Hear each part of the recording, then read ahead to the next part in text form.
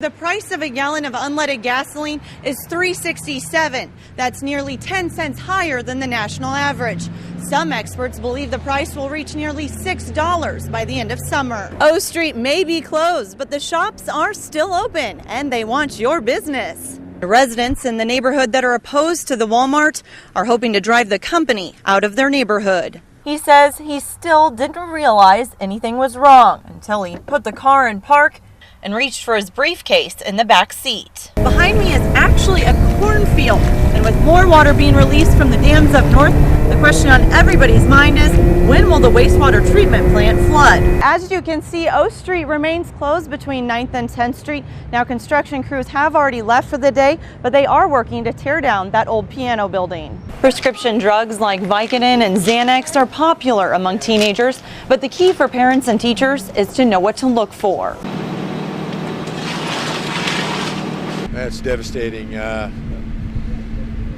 Hard to really imagine unless you see it how damaging this is to us. And you know, coming off a long weekend, late at night, the night before a big a work day and a work week, and you know, it's just watching these flames, and it's just tearing me up. Lincoln Fire and Rescue says around 11 p.m. Monday night, smoke and flames ripped through the Lincoln Public Schools district office building at 5901 O Street.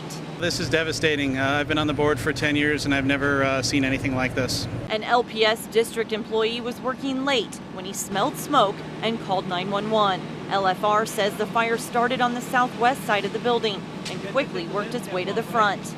Interim Assistant Chief Pat Borer says this fire ranks among the top major blazes in Lincoln. As an administration building, lots of paper contents, lots of paper records, a lot of fuel. What that means for us is a lot of fuel. The fire grew rapidly, and we couldn't get a handle on it. With wind gusts of nearly 40 miles an hour and rain and lightning coming down, firefighters were forced off the roof and could no longer perform operations, making the fire accessible only from outside of the building. The wind is blowing, and so it's making our job difficult because it pushes, the wind pushes the fire. So, but on the other hand, it moves the smoke up and out. It dissipates it. So from that perspective, that's good for the neighbors. Officials say the administration building was not equipped with a sprinkler system, which caused the fire to spread fast. We did do a walkthrough of the building as a board with members of the public several months ago. We were aware that it's an old building. There is a lot of paper in the building. The district headquarters will be closed until further notice. All student records are backed up at a different site. However, approximately 250 employees are now without offices. Reporting in Lincoln, Melina Matthes, Channel 8 Eyewitness News. She kind of has lost her life. She's always going to have the scars from this. Reactions spread fast through the Lincoln community as hundreds gathered at the Capitol to support the Lincoln woman attacked in her own home. Someone hurt someone in my family, my LGBT family, my LGBTQ family, and our allies.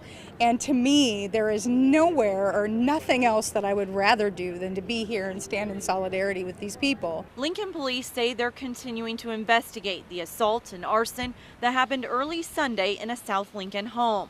A friend who did not want to go on camera explains what he says happened inside. 3 men came into her home. They broke down the door, stripped her of all of her clothing, tied her hands behind her back with a zip tie.